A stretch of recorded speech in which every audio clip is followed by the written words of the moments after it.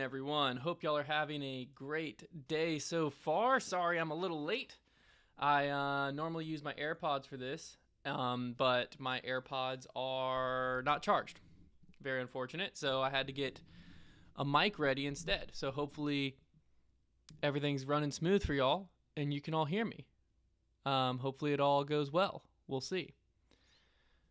It looks like it's running fine. Okay, let me know if y'all can hear me. YouTube, it looks like we might be a little buffery, might be a little choppy. Let me know. Instagram, how are y'all doing? Hopefully y'all are doing good. I forgot how to speak there for a second. But everything looks like it should be running fine. So y'all just let me know on Instagram how things are going. Or not on Instagram, on YouTube. Let me know on YouTube how things are going. Because I have a little error that's popping up and it's making me stressed. So anyways, this week, disc release wise, is a way for people to roll in here. We've got, I think the Z, PM line in Z Plastic is going to be dropping this week. I think that's going to be exciting. And then we're also going to have just some restock stuff. It's not going to be a super big deal or super big releases or anything like that. They said the mic's a little low on YouTube. Let's see if I can fix that. How about now? Is that better? Hopefully that's a little better for y'all. But not a big release-wise like week and all of that. We're just kind of regathering, getting our feet back under us after the World Championships, which is awesome. I'm sure I'll have a lot of questions regarding Worlds, so we'll answer those here in a little bit. And then the big thing I want to talk about, though, I did want to mention, we put up 5 more. There's only 5 sub boxes for this month remaining. So there's only 5 subscription boxes remaining for this month. This month's subscription box was honoring last year's World Champions. So it is a Isaac Robinson and Kristen Tatar themed box. And then we also have our 2024 World stamped Luna in that box. So there's only 5 of those left. I just restocked them on the site. So if you're interested in picking up that box and joining the subscription box, next month's box is going to be incredible. It's one of the main feature disc, and it is going to be a disc that has been asked for and requested a restock on for a long time, since we did it earlier this year. I think we did it in like February. And we're finally going to be bringing it back, but exclusively in the subscription box. So people are going to be very excited about that, to say the least. So yeah, hopefully that's going to be exciting. But you can join the subscription box. Like I said, there's only 5 available for this month, and then only 5 available left for this month. But you'll get it every month if you join this month. Okay, so that should be as loud. Now it looks like I'm peaking on YouTube, so I'm going to bring it down a little bit. That should be as loud as I can go on YouTube. Let me know if that's loud enough for y'all. But anyways, wanted to talk about, because I was out at Worlds, enjoying my time, and I was looking around and just admiring what to me was one of the biggest and best run disc golf tournaments I've ever seen. Brad actually just said Asana's fully updated with our disc releases, so let me make sure I didn't miss any on there. We have a lot coming. Okay, Ganonburg Cloudbreakers are releasing. We're going to have a Connor Shaman restock, Robbie C. Wizards. There's going to be the Innova Racers are going to drop. Looks like we're also going to have some Prodigy releases, such as the Dragon's Horde D1. What the frick's that? And UL Glow Fractal D4.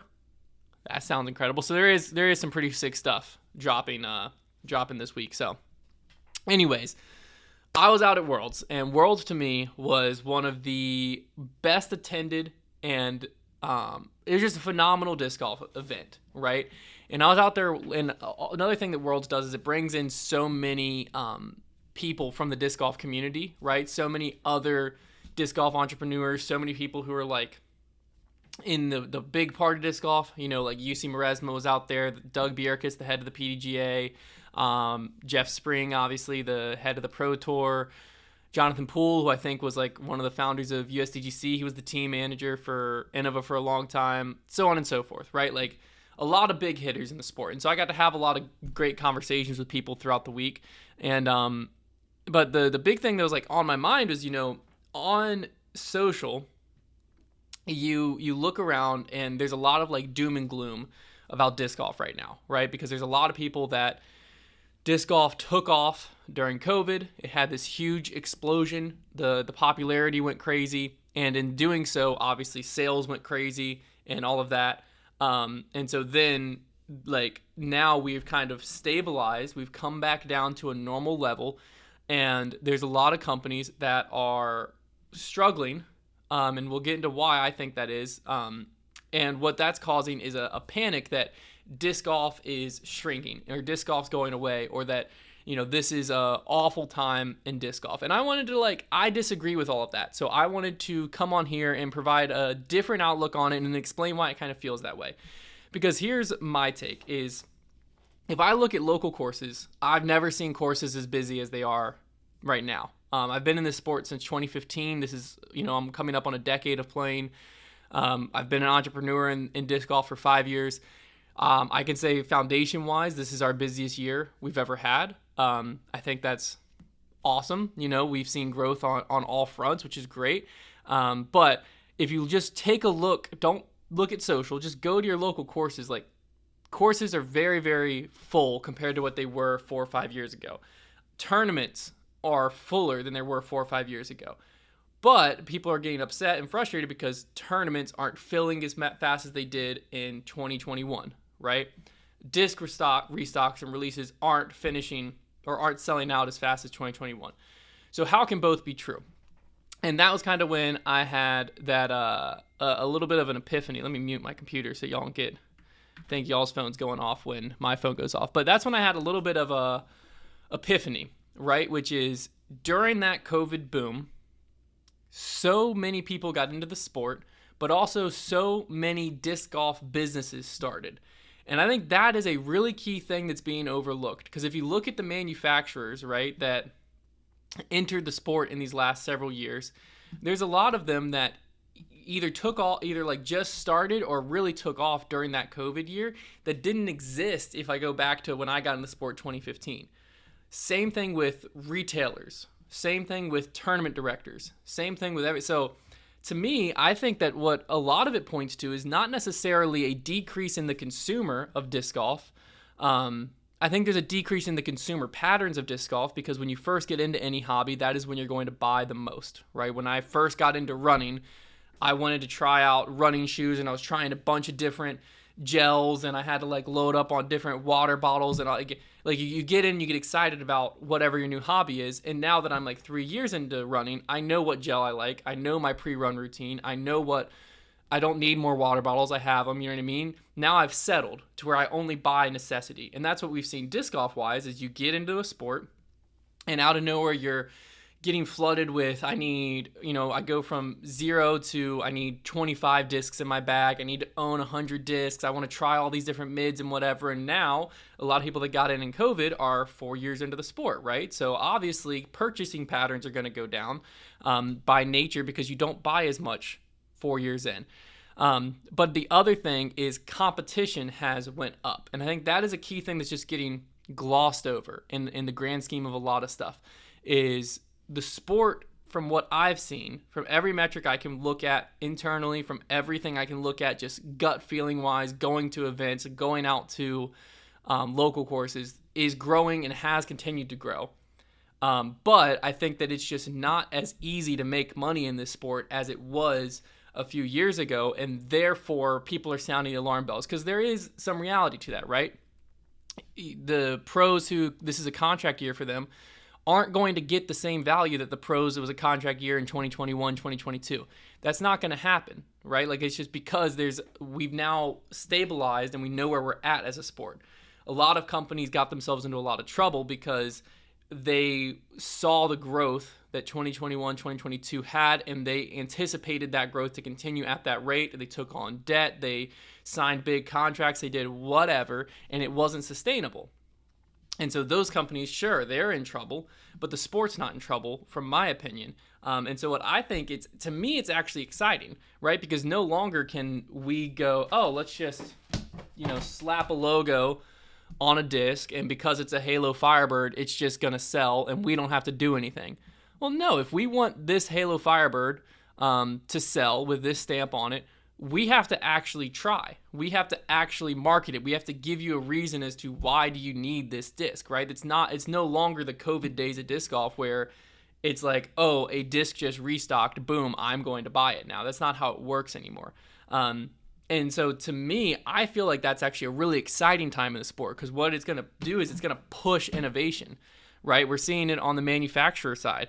You see companies that didn't adapt, they're the ones that are going to struggle, that didn't adapt marketing, didn't adapt, pushing their plastic forward and stuff like that, because companies are pushing their plastic forward, and now there's way more competition in the market. So therefore, the cream's going to rise to the top, to where the companies that are willing to invest in marketing, the companies that are willing to go beyond just lazily releasing the same mold in a new plastic and hoping it sells, the companies that are willing to go to that next level, that are going to push innovation and do marketing, they're the ones that are still succeeding. I talked to a lot of people who were high up in disc golf this week, and what I would hear, and I would kind of read between the lines, is there were some companies that, yes, they felt very much like this sport has shrunk. But then there was other companies that are like, we're kind of anticipating going down because everyone else around us is saying it's slowing up, but we're not slowing up yet.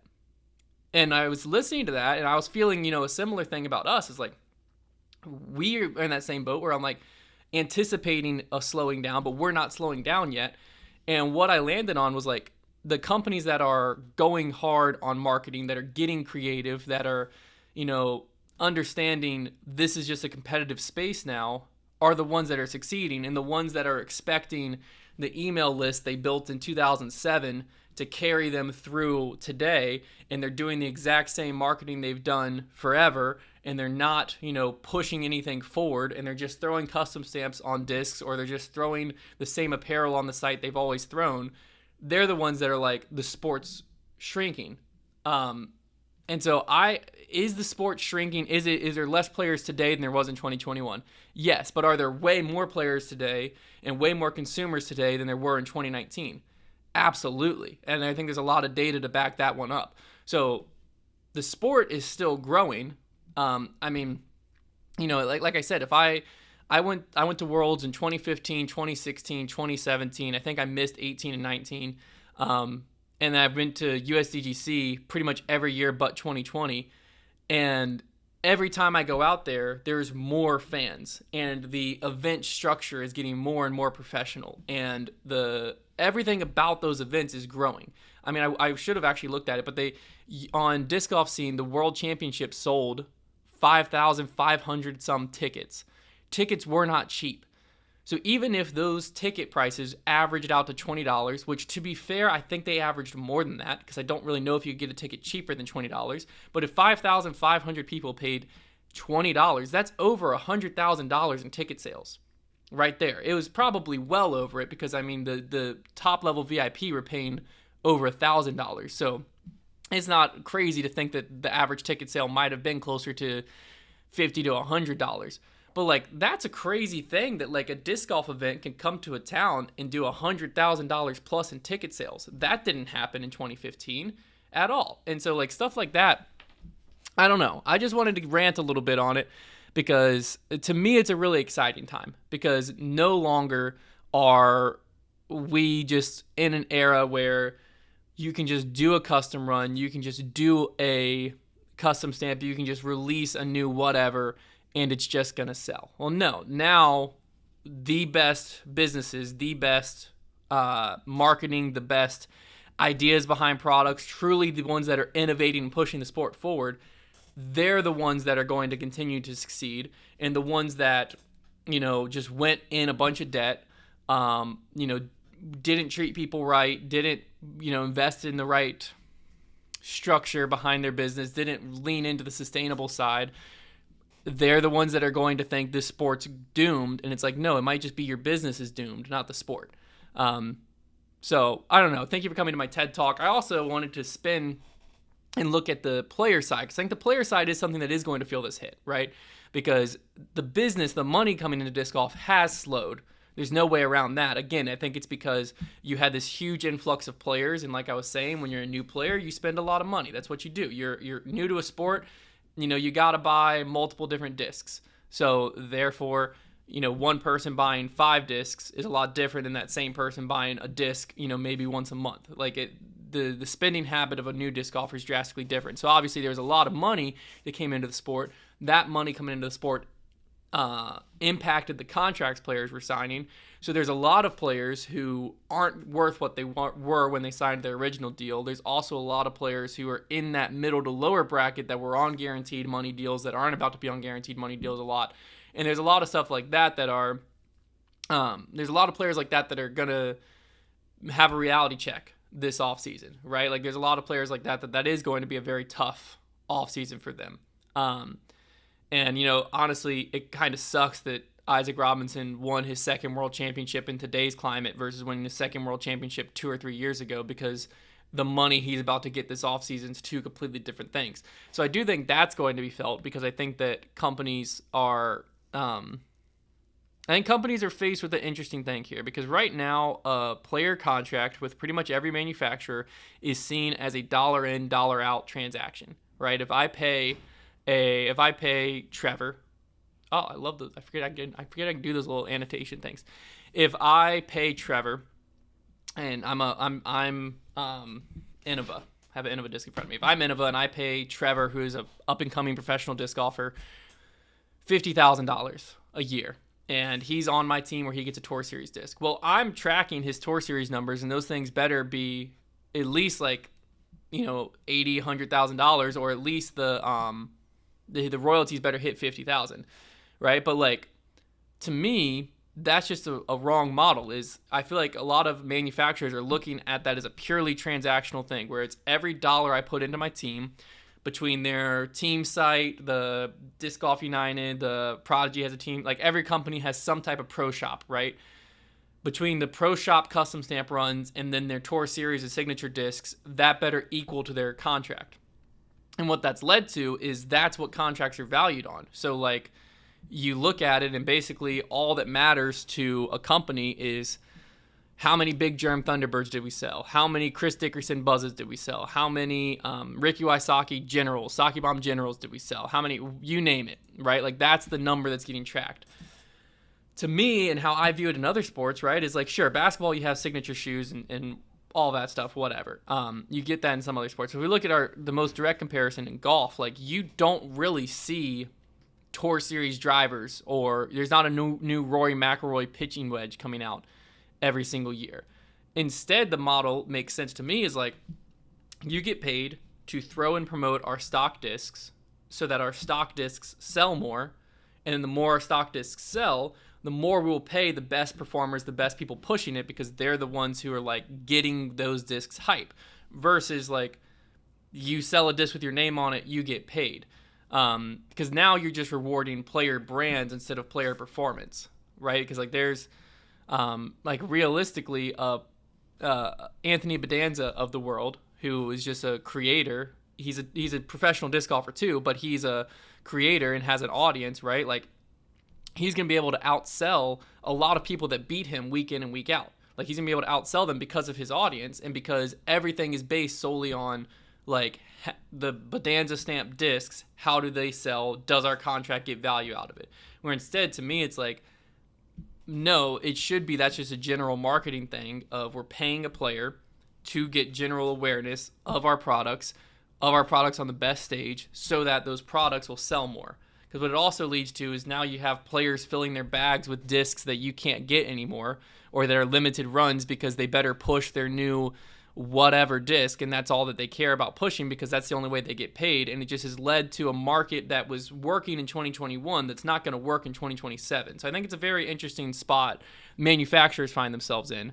But anyways, we'll do some Q&A now. I just wanted to rant on that for a little bit, because I was just out there and like I keep hearing people on Twitter and on social media talk about disc golf's doomed, disc golf's going down, disc golf slowing up, disc golf this, disc golf that. It's like, that's just not true. At least from what I see. From what I see, it's not true. Disc golf's growing at a very sustainable rate. We're back to where we were like pre-COVID growth, where we're growing at a spot the sport can handle. It's just not at the rate it was growing during COVID, which is a good thing, because if you remember during COVID, part of what caused the buying chaos was no one could keep up with freaking demand. And so no retailers could even get discs, and we're still trying to get all that figured out. So anywho, I'll read some comments here too, but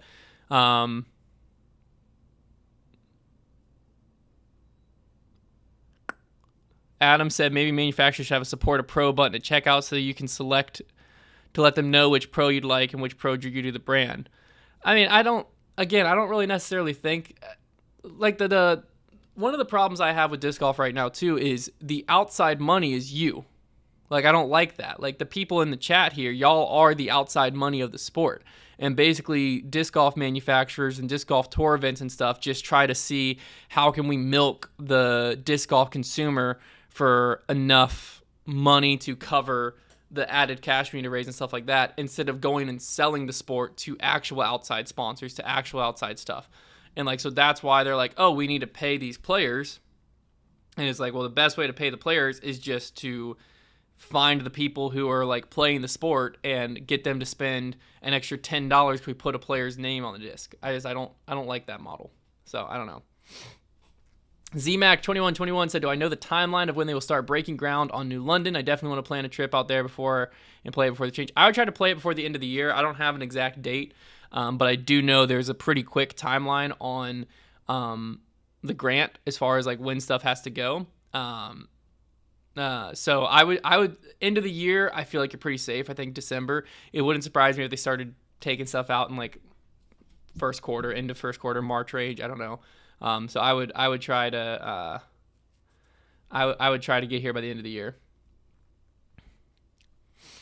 Austin Mead said, if you were at Worlds and saw the gallery following Eagle and Simon's card Saturday, you would know disc golf is growing. It was nuts. That was another thing, Austin, that's a great point, is when I first went to disc golf events, all of the big name pros were basically on lead card, right? So like there was only one card that you followed. Disc golf nowadays, I went out there and like Paul was on final day, probably like third or fourth card, somewhere in there. And like the gallery following Paul's card was as big as some lead card galleries when I first got into the sport. And that was like fourth card. Then you had AB's card was around there, had a few hundred people. I think Simon was on either one of their cards or on someone else. He had a few hundred people. Like there were so many players that went out that weren't on lead card that had a few hundred people, and then the lead card gallery had a crazy amount of people. I mean, and so by the end of the day, like you didn't see the whole gallery together until we were on 18, and it was basically like it was crazy to me because before that wasn't true. Like you saw who's on the ground was all following one card. So I think that's also sending a message to people who are sitting at home that the sport's slowing down, because like I'll never judge a DGN audience size ever again, because if I'm watching the Preserve, right, and there's 200 people following lead card, before I was using my previous disc golf knowledge and experience to say, oh wow, there's no one at this event. But now that I went to Worlds and watched, oh no, there might be 200 people following lead card, but that's because 800 people are following their favorite pro that might even be in 30th place right now. And like, so you can't tell how many people are out there by just looking at lead card gallery, because people are so spread out. And that's something that you can't get through. What was awesome too was you just heard roars all over the place. Like you'd be standing on hole 5 and you'd hear a roar back on like 13, and you'd be like, holy cow, what happened over there? You know what I mean? It was awesome because people were just so spread out. It was cool. Austin Mead said, LOL, so true. Following Macbeth on Ricky on Friday at New London, not even close to the lead. Seeing that Jeff Spring and Nate Heinold followed that card tells you everything you need to know. Yeah, Paul and Ricky were on the same card for like the first 3 rounds. And the problem was like there wasn't enough crowd control to go around, because they were expecting like, oh, let's put a bunch of crowd control on like the lead card, right? But instead, like there was the biggest gallery was probably on Ricky and Paul's card that round. And then like one round you had like the super card was the chase card, and then AB was on a different card, and like it was crazy. It was crazy to watch it all going down, especially at Ivy, because you could like stand on hole 1 and you could see 1 through 4, and you could see all the galleries out there, and it was wild just to see like hundreds of people following cards that weren't the lead card. And so it was so hard to get a feel of how many people are truly out here. It was over 5,000, I think. How many people are truly out here, because they're all spread out across this whole property. And that doesn't even include people who were parking on 7 just to watch. 17 had a huge gallery that was just watching people throw on 17. All that. It was insane. It was crazy. The Mad Lefty said, am I planning on attempting any more Break 68 videos before New London's redesign? Yes. Now that Trevor has broken 57, Break 68 is back. Very excited. I got only a few months to do this thing, so we're going to do it. Adam said, so you should just pay attention to hole 18 lead card coverage for an idea of crowds. I don't even know if I would say that per se. I think that's probably your best bet, but Worlds is a little different because some people, like a lot of people are coming to an event to see their favorite pro and they don't care who wins the event. And another thing too is when someone's tapping out, the line at the autograph booth for that person to walk over there has already formed and is already several hundred people deep. Like that was what happened at Worlds. Like Worlds I think was a good tell because people wanted to see the crowning moment of the World Championship. But even then, like when Isaac was tapping out, you had everything everyone surrounding the green, and then I turned around and there was literally a 100, maybe several hundred person long line waiting for Isaac to get to the autograph booth because they wanted the world champ signature. So like even that's a hard thing. It's just so hard to tell how many people are actually out there. But yeah. Footfault guy said, every resident I spoke with at Ivy Hill were loving the tournament. I heard a couple people say, didn't think so many people would be here for Frisbee. Yeah, it's wild. Landon said, was Antilla's chain out the worst chain out ever? No. Part of what we have to remember is baskets aren't meant to catch on the angle that was coming in. Like the basket's so elevated and he's putting from down here. That's all on the course design, but like the basket's just not meant to catch there. And he was far out, and the rollaway sucked, and in the moment it sucked. But like, I mean, the worst chain out I saw this week was James Proctor's tap out on that hole from like 10 feet that he tapped out, and then from 10 feet, it popped right back out at him, rolled about 200 feet OB. We didn't get that one on camera, but I'm sure someone has it. It was crazy.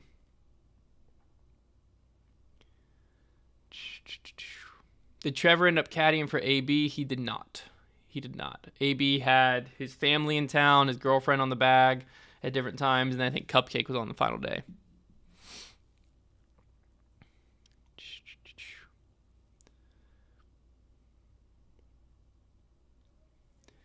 Derek said it was really cool for a fairly new disc golfer like myself to see a course I knew really well from watching Foundation videos. Yeah, New London, I definitely was excited with how New London played. I think a lot of people really, really loved New London. And so it was definitely cool to see how that played. LS Fish 21 said, what day will the Conman Shamans drop? Still need one. Friday. So the subscription box is already live on the site right now. The 5 subscription boxes I talked about that are left, the Worlds themed ones, that's already done. Those are already up. The Connor Shamans will drop on Friday. So the Mad Lefty said, did we get the chance to play Ivy in the World setup? We did not. We did not get a chance to play Ivy in the World setup.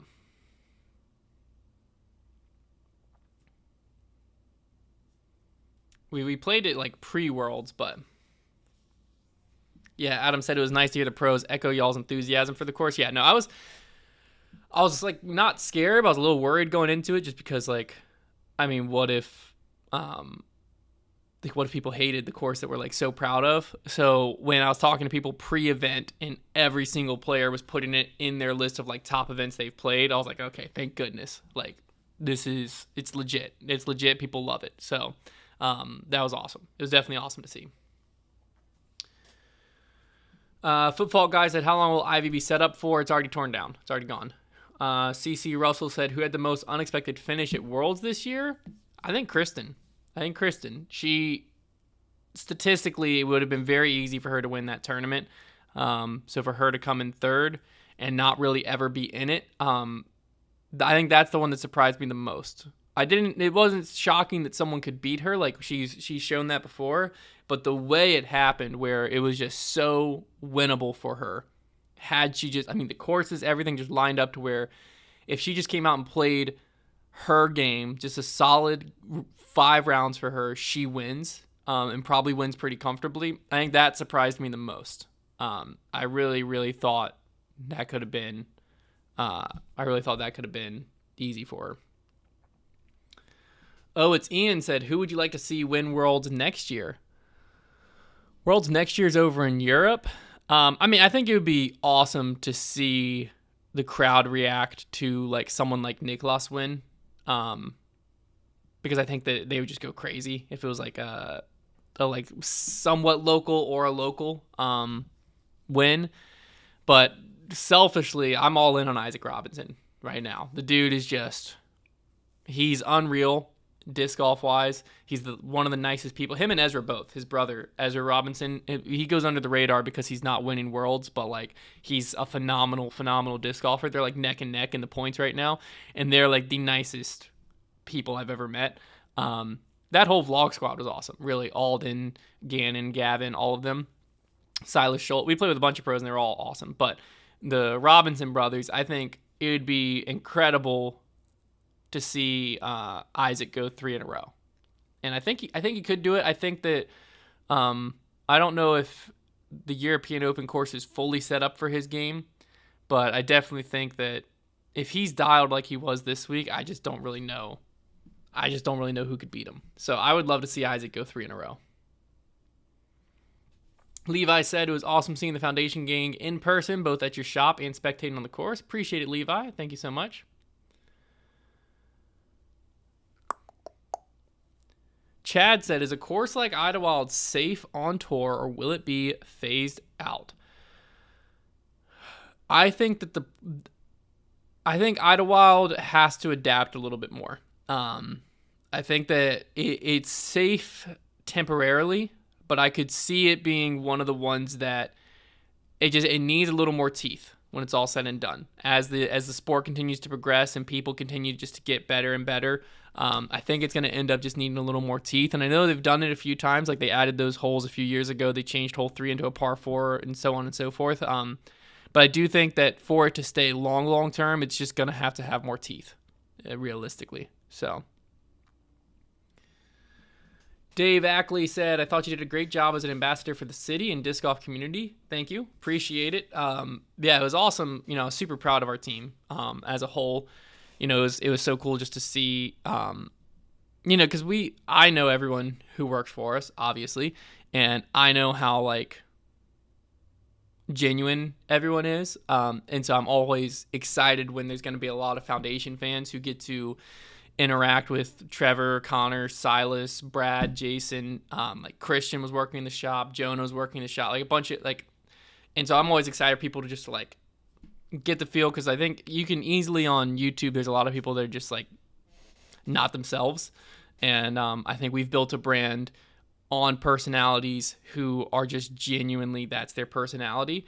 And so it's awesome to see, like, I don't know, it's just cool to meet the community and then have people like be like, oh my gosh, I feel like you're my best friend already. And it's like, because we just are basically hanging out with y'all all the time. So it was very cool. It was a very cool moment to see that. Someone else was asking, was there a ton of Foundation merch? There was a lot. It was awesome. It was awesome to see all the Foundation hats. I saw a ton of the Good Boy Birdie hats, or Good Boy Birdie shirts. Thought those were fun. I did see a few Big Hunt and Big Trev shirts. Those were fun to see. There was a lot of Foundation merch out there. Obviously, we also gave away 250 free hats, so I saw a lot of those hats, which is fair. So, did MPO score higher or lower than you expected? I think Isaac won at 37 under. So that's an average of like, was that 7, almost 8 strokes around, almost 8 under around. That feels about right. I think that's about right. 11 under at New London. I actually thought pros were going to be able to get to like 12 under. I expected there to be at least someone that was like 12 or 13 under. My computer's doing something weird. Hopefully y'all can still hear me. But so New London actually, I was happy it held up the way it did. And then Ivy I expected to play a little easier, I think. It played harder than New London, which kind of surprised me. So I expected the overall score to be about the same, but I think I expected the hot rounds to be a little hotter. So I think I expected it to be more volatile than it was. But the overall score, like 8 under average to win, I think feels pretty similar. So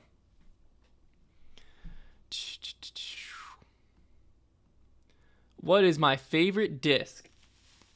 Right now I think I gotta go with my C-Line MD3. I've been absolutely loving that. It's been a great time. Encoding overload. And consider turning down. But see, it says I have 0 drop frames. Y'all just let me know if stuff gets weird. If stuff starts getting jumpy, I can try to fix something. Instagram, y'all don't have anything to worry about. John Moody said, how was the disc swap on Thursday? It was awesome. I think we ended up having 60, 50 some people there, something like that. It was a great time. I ended up with a really cool crank. I traded in the People's Buzz, the OG People's Buzz. So that was fun. But it was a good time. It was a lot of fun. Yeah.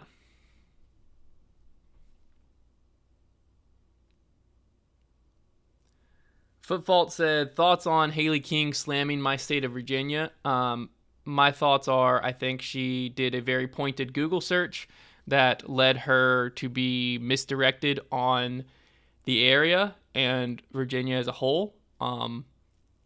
And so I think she was getting outraged of very cherry-picked articles and stats, because a lot of what she was saying, if you live in Lynchburg, it's just not true. So, yeah, well, I didn't get too riled up about it because I just kind of was like, okay. So, she must have just had a bad tournament and been looking for something to be pissed off about, and did a Google search on why Lynchburg sucks and then just wrote it all out in a thing. And so I just didn't pay any attention.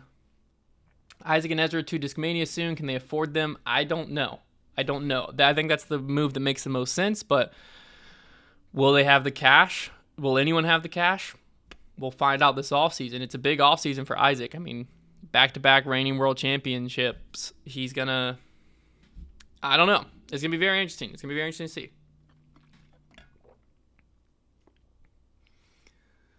Could the Bogey Bros beat the Robinson Bros if they only use putters? No, absolutely not. I mean, Isaac has to go to Innova, right? They've always valued world champions, and Isaac's the first champion available since Ricky went back to Trilogy. He could, I think he'd play very well at Innova, but I don't know what Innova's willing to pay. I don't know. I think he would do very, very well on Innova, but it's gonna be very interesting. Yeah, Adam Broussard said, I had to Google why y'all city's name was named Lynchburg, LOL. I was like, surely it's not the obvious. Turns out it was a guy's last name. Yeah, we're named after John Lynch, who actually did a lot of work. He was very early on, freed all of his slaves, and did a lot of work freeing slaves. And so, yeah, I mean, when you read, that's what I'm saying. It's like it's easy to jump to conclusions about Lynchburg. But yeah, we're named after John Lynch, and the obvious actually was from his family, I believe, but it was actually used as punishment in a different route. I'm not a big history buff, but I've obviously looked into the history of the city I live in before. So, you can look, at the end of the day, you can't fault people, because I can go do a Google search to back up any idea I have. I can find some blog somewhere that has written something that agrees with me, and then I can go and spew that however I want in whatever spin I want. So, I've fallen victim to that many times. It's so easy in today's information age to just take stuff at face value, do one Google search, and then accept, oh, this is fact. Here we go. So that's what it was just misinformed. So D Mills says, is Paul coming back to help design the new back holes of New London? Hopefully. Of everything I know of the situation, probably not when all the chips crumble. I think there's a few pieces that just aren't going to logically make sense, but hopefully. I think both parties want it to work out. I just don't know if it's going to work out. We'll just put it that way. So, the hot round at Idlewild only beat the hot round at New London one of the 3 days. I think so. When I look at Idlewild, I think that the tough part, scoring wise, isn't necessarily relation to par. It's just the shots it's asking of players aren't super future proofed, if that makes sense. Like there's a increasing amount of the field that can do what's required to do. So it's not necessarily scored to par that I'm saying. It's just I could see Idlewild turning into one of the like Waco tournaments where the beast is just like, you know, it in my mind the days are somewhat numbered, and like it's one of those tournaments where it's just it creates really random results because so much of the field gets brought in and it's not separating the top out. Because there's just not as much of that like stroke swing. You don't see like hole 1 at Idlewild. You're not going to see 2s to 7s. You're going to see 2s to 4s, and very few 2s. A lot of 3s and 4s, and like a handful of 5s to outdo the handful of 2s. You know what I mean? Like I think that's a lot of the holes. So I think that's where it's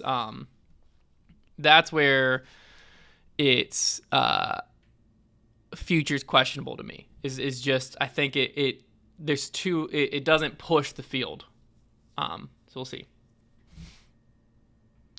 Hazlitt said, just got here, so you probably spoke on it. Are we just prepared to move on from New London? No. New London's going to exist. It's going to still be a phenomenal course. It's just the question of the 6 holes we're losing, which in my opinion are the worst 6 holes of the course. All the holes are good. Let's clarify that. But if we're going to lose 6, I'd much rather lose the back 6 than the front 6.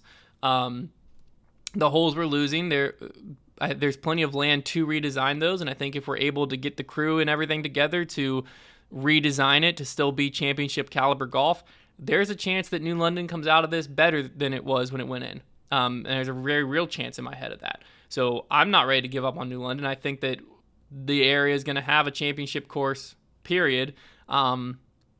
And I genuinely think there's a chance that we walk away with this with a better New London than we came in with. So I think that this could end up being either net even or net positive move. It's just, you know, we do have a quick timeline is the problem. So redesign work's going to have to start here pretty soon to get everything figured out.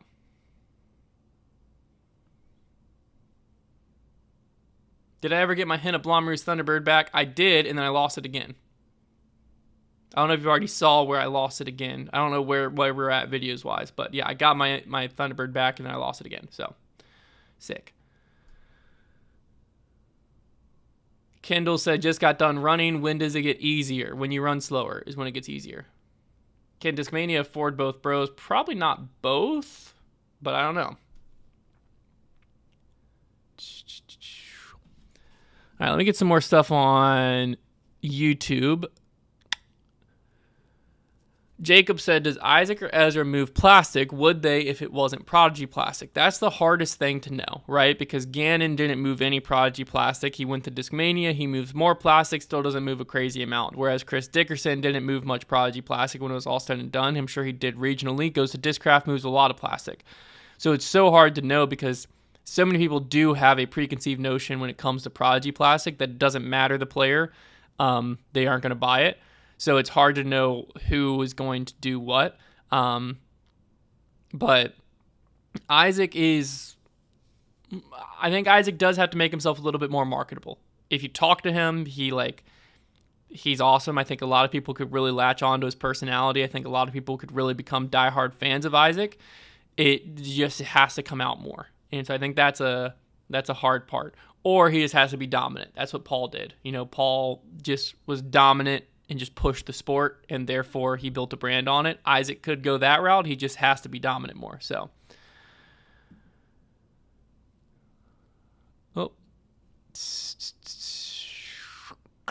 trying to get caught up. A lot of conversation going on. What's my thoughts on the Streamline prototype range? It's the only one of the 2 discs used for the MVP. I haven't heard of it. I don't know, Gary. Tell me more about it.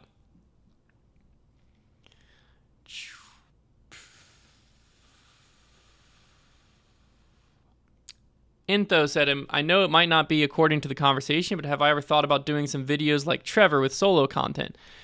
I'm not really interested in creating additional disc golf content.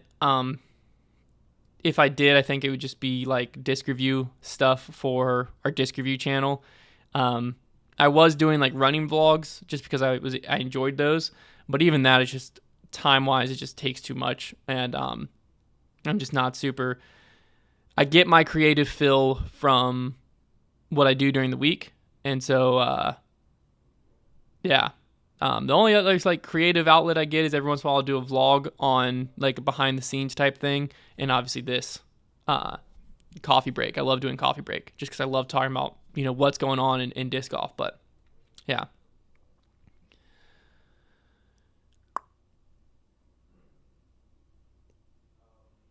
Streamline Range is a Berg-like disc. Mine should arrive today. Oh, that's interesting. Tevin said Dana White should buy the PDGA and watch the sport explode. He claims to love niche sports. I think he's a little caught up in trying to convince everyone that slap boxing isn't repetitive. So we'll just let him deal with that for right now. 2 speed, 2 glide, 0.5 turn, 1 fade. Interesting. Okay. Huh. We shall see. I'm interested in that.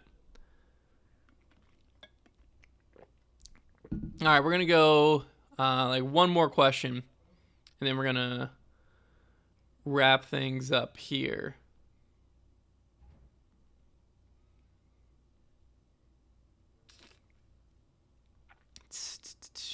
Would I ever do an art stream? Y'all don't want to see my art process. I'm not an artist you want to watch. I'm an artist that just makes thumbnails every once in a while. Okay, this is a good question. Kiefer DG said, is Foundation in a position to make their content on tour? How can we get more of the content around events, growing the sport, interacting with pros on the road? We've thought about this before, not necessarily sending us out, but like sending a Foundation presence out. Because I do think that there is a lot of missed opportunity with content on the road and even events surrounding like the main events on the road. I mean, that's what we did with Worlds this year. Is we had a Foundation versus the Nation on Tuesday. We had a like Patreon exclusive game night on Wednesday. We had our disc swap on Thursday. We ran a charity event with the Isaiah 117 house on Friday, and then we had the Fly Mart on Saturday. And so like each event was able to interact with a different unique part of our audience, and it really worked well. Problem is, none of us are going on tour. We all have families and we're tied here, and we can do what we do and make a living out of it just being in Lynchburg. So we don't have a desire to go on tour. But I do think like that is a niche that, companies aren't taking full advantage of. Like they expect players to go out and, like Ezra Aderhold, for instance, right? He goes out and films his practice rounds, and Aaron Gossage does it with him. Brody will do it with him, whatever. But they're like, he is a professional disc golfer that is also a YouTuber. Same with like Simon and stuff like that, where they're going out and they're creating the content. To me, like that is such an easy thing for Discraft to take on, or for Prodigy to take on, or whoever, where it's like, hey, let me know what time, because this is what we did for all of our collabs you're going to be seeing over the next however many months they're going to come out. But just Isaac Robinson, we need you to be more brandable. We need you to be more marketable. So what we're going to do is, we'll start you a YouTube channel as part of your contract. We will produce the videos, edit the videos. Prodigy just send someone out on tour that's going to film a practice round with Isaac at 9 a.m. Go film a practice round with Ezra at 12 p.m. Go film a practice round with whoever at 4 p.m. And then I'm going to come back and I'm going to crank those edits out and drop them on each individual player's YouTube channel over the next 2 days, 3 days. Boom. Now I'm building those players' brands, and Isaac just has to go be mic'd up for his practice round, and he doesn't have to worry about, holding a camera, talking to the camera. Like you can do that so easily. And then you can, even if you wanted to go a different route, like, well, Prodigy needs to have a face with it too. Perfect. Find someone who is playing the practice round alongside them, that they can be the personality to bring the personality out of people. And then you have Prodigy practice rounds where it's like you got Will Shoestricker, someone on tour, and they're out there talking to the camera. They're the people who are comfortable, like, oh, I'm interacting with the audience and I'm playing a practice round with Isaac. And now I'm asking Isaac and I'm getting his personality out. And now Isaac's brand's being built through Prodigy's brands being built.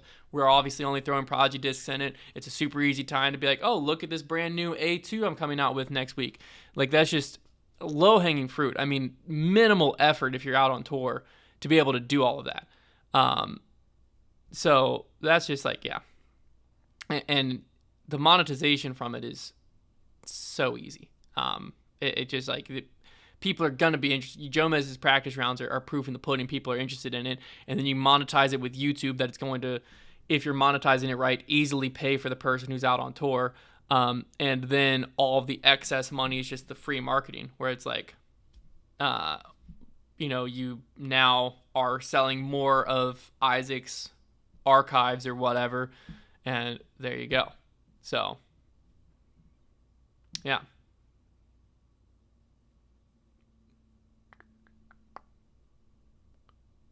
I don't know what there's a bunch of conversation going on in the YouTube chat. I don't know what that's in reference to, but there you have it. That's the coffee break. Hopefully you enjoyed. Went on a bunch of different rants, a bunch of different ways, but that's what it is. That's what this is for. I missed it last week. I'm excited to be back into a normal routine. So hopefully y'all enjoyed. Appreciate y'all tuning in, and I will see you again next Tuesday.